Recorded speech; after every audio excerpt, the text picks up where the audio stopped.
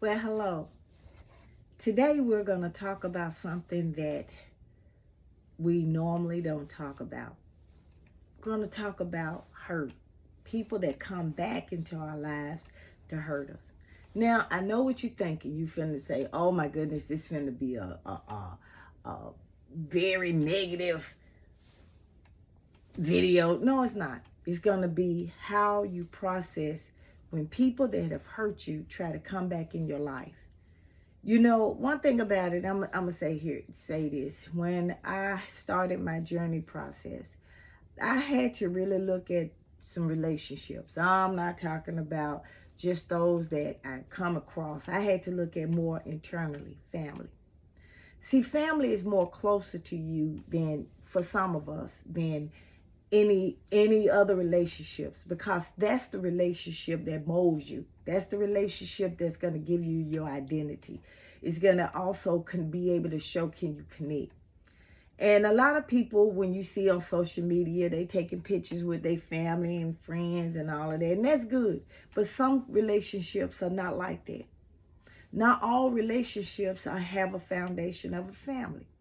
A lot of times we don't understand it, but we want, just like I did, you want that family foundation, and sometimes you can't get it. Yesterday was my birthday, and yay, I had to embrace family members trying to come back into my life as if nothing happened. Now I'm gonna say this. A lot of times, that's just like I'm gonna take family out of it. A lot of times when some people break up with you, they come back, try to come back in your life after they did you wrong, then they try to come back and act like, nothing didn't happen. Oh, I didn't break up with you. Well, it was a misunderstanding. Well, you know what? I'm here now. That's how some things are in life. So today what we're gonna do is we're gonna pick, let's see. I am going to pick by Hard Rock Bear. And we're going to talk about that. When people come back in your life, it brings back raw memories. It brings back raw emotions on how you deal with it, if you deal with it. You go to thinking about things you want to say to that person, that you want to tell them, hey, you hurt me. You know what? Now it's payback time. It's payback. Oh, that's how you want to do it. But in reality, deal with those raw. I did yesterday. I dealt with them. And instead of talking to somebody about them first, I start talking to me first. I talked about the raw feelings first. You said, why did you talk about you first? Why didn't you just call somebody? Because you know what? When you talk to other people, when you start talking and venting to other people about those feelings, you're going to get some of their negative and possibly some of their positive. Most people that are hurt, especially when it comes to family and relationships or dating or relationship, they're not going to give you a positive thing. They're going to give you their raw negative feeling of how it was when they got hurt.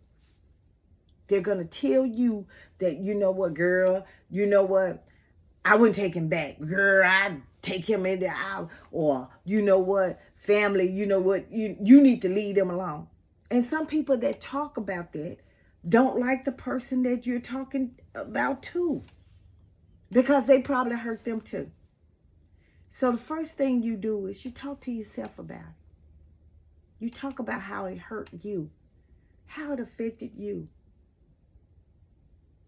Then you start talking about the positive things. That's what I did. You know what? I got hurt. I was hurt. Family hurt me. Family hurt me to the core. And don't let nobody say, oh, but they family. Don't do that. Family has no more of a right to hurt you than anybody on the street. Family is and even more, they're not supposed to. They're supposed to be caring. They're supposed to be supportive. But you got to realize that they part of society. So you have to be able, when you're talking about the hurt, start thinking of things positive after the hurt. You know what, that person don't say, well, you know what, I don't trust nobody. Now that's a cop out. Let's deal with the inside. You know what? My family hurt me. People I was close to hurt me. They hurted me in a time of need. But you know what? The positive side is that there were others that helped me build a family. They showed me love. That called me, made sure I was all right. I didn't have to ask. I didn't have things that I was in need for. I didn't have to ask. They gave it to me just in case. And they said, just in case you need this. Well, I was thinking about you today. Well, how you holding up? Some people that you know what, don't need to know the situation. They just want to know that, are you okay? You know, during this time, you know, everybody get a little bit of sentimental because, you know, Christmas, Thanksgiving, Christmas are all about family. But you got to think about it. Some of your closest people are your family. Some people that you think are friends are more closer to you than your family. Family ain't nothing but human beings being together, establishing a relationship.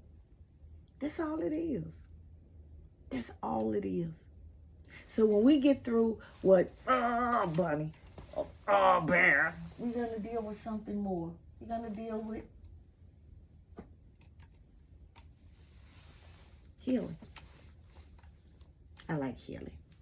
Yeah. It's okay. And it's okay to talk about the hurt that family does. Not all families are toxic. There's level of toxic with family. This is a family, you know, it's people, you know, because we want to have a perfect family. But be honest, everybody's not perfect. And every parent does not come with a manual that says, well, except for the Bible, that says that, hey, you know what? This is what you need to do. Hey, this is how you need to act. Parenting, but I do give positive things for being in the family. Even if you have broken parents.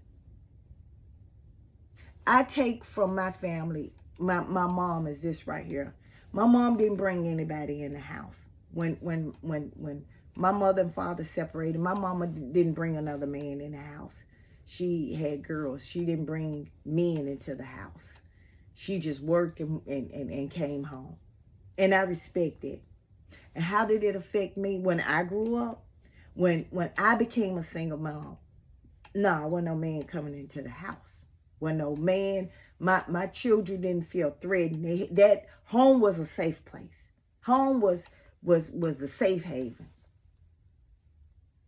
And as a result of that, my daughter is providing a safe haven for my grandbabies.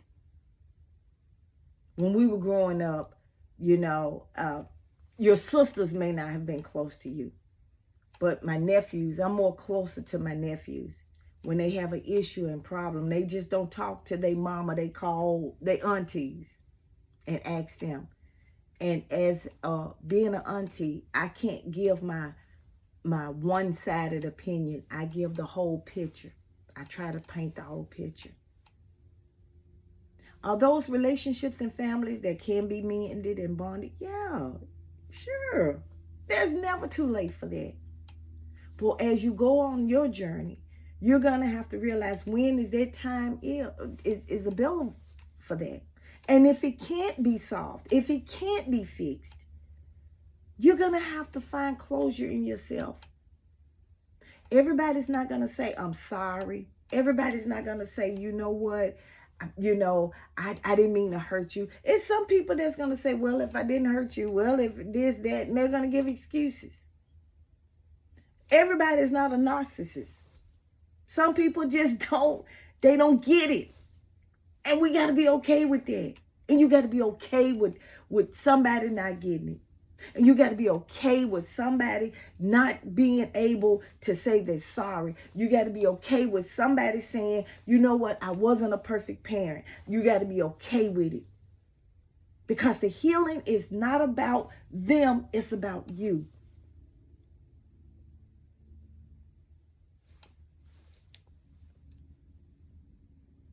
It's some fathers that don't want to be fathers. Then they get older. Then moved on and start another family and left you to the wayside as a child. Then you grow up. Now all of a sudden he's 70, 80 years old and he wants you to wipe his butt. I'm not going to tell you don't wipe his butt. But if you choose to do that, you do that without being harmed, without bringing that negative energy.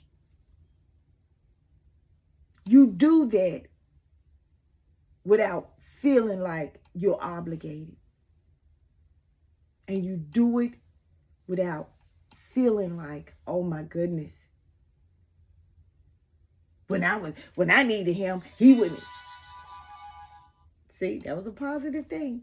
And when you do it without saying, well, you know what, when I was growing up, he would never this. No. My dad wasn't a father. Never have been. And when he got sick, I went and took care of him. And I didn't do it out of anger. I didn't do it out of trying to wait on something. I did it because that was something I wanted to do. And don't feel bad if the person in your family that you connected with and they die and you don't go to the funeral, or you don't, you don't cry.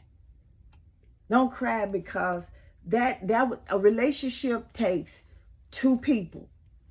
And if you're willing and that person is not, then you're going to have to accept it and close that relationship.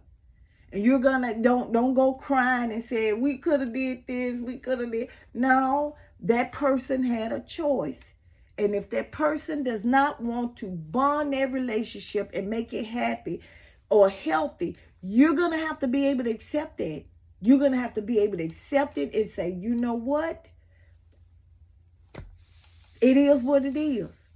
I mean, you're probably gonna cry because you love them or you miss them, but don't cry because that relationship was not built up, because it takes two.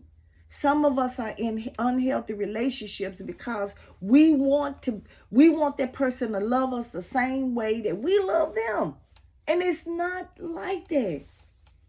And it doesn't mean that they were a bad person. It doesn't mean that they, some people just, they didn't grow up, especially more back when I was growing up. It's a lot of things that fathers didn't do then that they do now. It's a lot of things are different. It's some people, it's some fathers, it's men now that feel like showing emotions is bad, but it's not.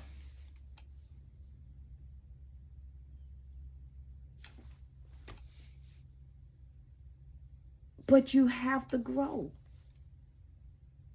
And you have to be able to accept that. And you have to be, it's okay. Because you want moving forward. Some marriages are broken, not because and we want to blame everybody. Look, see, when you blame one, look at all them fingers that's coming back. Look at all them. That's three more of you. But we don't want to look at each other. I took a lot of bad things that I grew up with and tried to put it into a relationship. And I found out two broken people that want to put all that broken stuff into the relationship. It came out worse. But then when I started realizing that, you know what?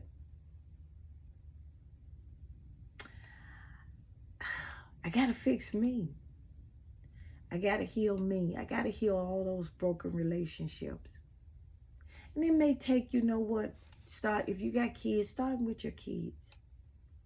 If you had kids out of wedlock or you know, you bringing all these men in or men you just mistreating, go back and apologize. Go back. Even if that person is angry, when you go back. Let them process their feelings. Let them tell you how they feel without you saying, well, you know what, during this situation, just listen. Let them tell you how they feel. It may hurt you. It may make you mad. You may not agree with it, but let them tell you that you hurt them. And then ask them this question.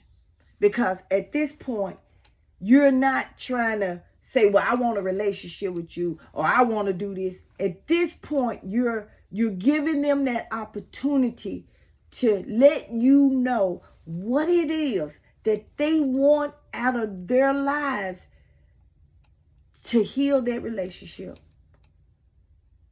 I'm going to go with the harshest one. If they tell you, stay out of my face, I don't need you for nothing. Don't get mad. You say, okay, thank you for letting me know, and go, or whatever. Wish them well. Because you can't force them to be in it. You don't want that forceful relationship, because I'm gonna tell you something. They're gonna say anything. The abuse is gonna be bad. It's gonna be worse, and you're not gonna be able to deal with it, and it's gonna make it tatter up. If they say, well, okay, I don't want a relationship with you. I just want it with the kids, with your grandkids or with your children. This my pinky here, see? This pinky. Then what you do is you say, okay, and you build that relationship on the grandkids and let it build up with them. And if they say they forgive you, then you make sure you make it clear that if you forgive me, then let's heal together. And you work on it. See, people got enough, you know what, people use that love word and they use forgiveness. And, you know, back in, you know, right now, I hear this statement, oh, it's water under the bridge. Well, right now it may be a flood and you may not be able to handle that. So, why not heal? Why not heal from it? Why not heal? And you can't make, and one thing about it, because when we're talking about healing, you can't take baggage and substitute it. Some of y'all people now, I'm just saying this. Mom, I'm going to use a man. The mother is the most closest thing to a man. That's a man's first love. Whether he gay or straight, that's the man's first love. Because that's a bond there. A man is a woman's first love. That's the first love. And how she treat him when he growing up is gonna affect what kind of man or he gonna come to you.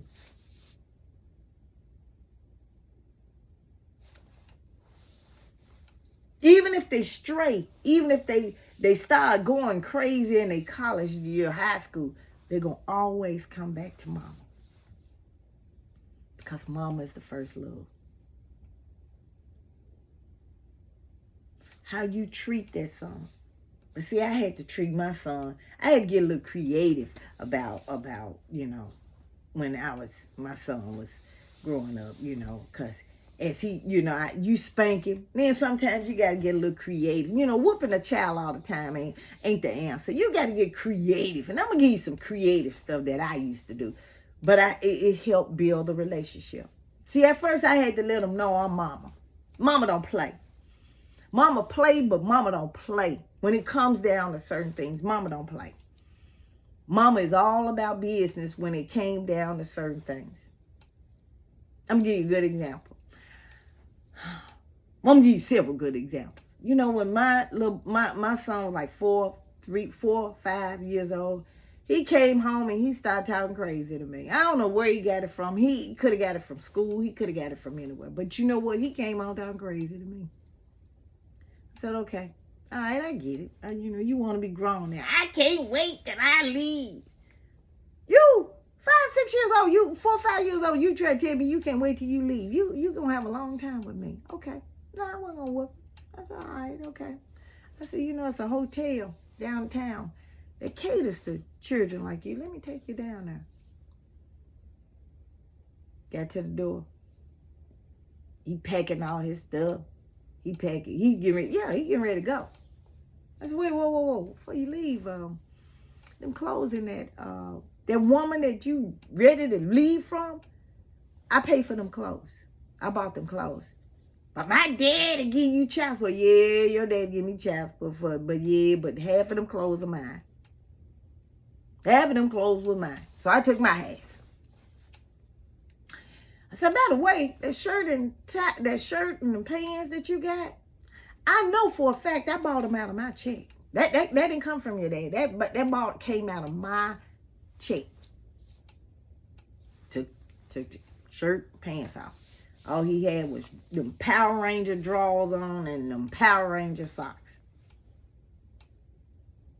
I said, you can go now. And I put his suitcase outside. I put him outside with them drawers and socks on. And I closed the door. Of course, I could look at him, but you know, because we had a French door and I could look at him. He beating on the door. Mama, open the door. Somebody gonna steal me. I let him sit out there for about a minute. Then I opened the door. I said, you got anything you want to tell me?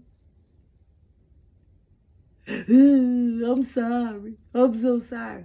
Then I told him, I'm your mama. The decisions I make are based on all of us. Don't you ever talk to me that way again. Now, of course, now and then, he talk a little crazy to me now and then. And, I have to tell him, you know what, let me let you go. You're going to have me getting in this car driving 5 hours looking for you.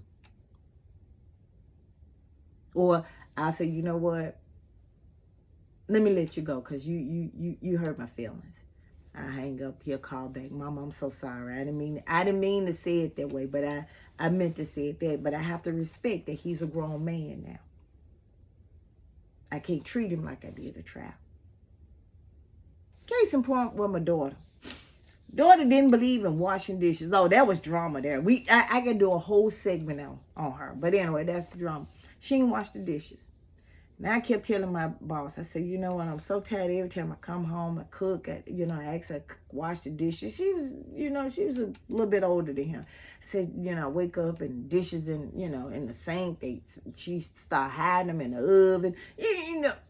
I get up and I wash the dishes. He said, you know what, you teaching her that she don't have to be responsible for around the house. So one cold morning, you ever been to Memphis? It's cold. I guarantee you, it gets cold. Not like New York, but it gets cold. So one morning, I got up. It was dishes in the sink. Some had some water in it. I took that pot. I took that big roasting pot. Put all that stuff in there, water and all. I went in her bedroom, pulled back the covers. She said, what's going on? Since you can't meet the dishes are meeting you. Put them in that bed, put the cover back over her. Told her, you better not get them dishes out the sink. I said, when you get up in the morning, get ready to go to school, you better wash them dishes. Them dishes better be washed, or they gonna sleep with you again tonight. I ain't got no problem with nobody washing dishes. Everybody had their role. But as she got older and got married and had kids, my role kind of diminished. Yeah, maybe emotionally. She told me it emotionally scarred her, but not in a negative way. I guarantee you she don't, I did my grandbabies like that. Came there, dishes in the sink, somebody cooked, dishes in the sink, and everybody went to bed. I asked, I said, do you tell your children to wash the dishes? Yeah, I told Kenny, but she said she was too tired. But I went to work and I was tired and I came home, cleaned up, did all this, washed clothes, everything. Put them dishes in the sink with her. And I had to sleep with her. So she's, because I didn't have no guest room. So it was me, her, them dishes. She trying to scoot over. No, I scoot back. We playing scoot cars in the bed all night long. Manella, that pot cold with it, and that should tell you. Wash the dishes before you go to bed. We ain't got no problem. There are good things that come out of even a bad relationship. There's good things. It's positive things. Yes, that person may have hurt you, but are you stronger now? Do you understand? And you just can't understand that, you know what? Some people hurt people. And sometimes we have to realize that. And you can't help everybody. You cannot help everybody. That's, you know what? Your life journey on being happy and healthy is yours. It's not your husband's. It's not your children. It's not your boyfriend, your whatever. It's you. It's all you. And you have to take the initiative. In this holiday season, don't just say, oh, you know what?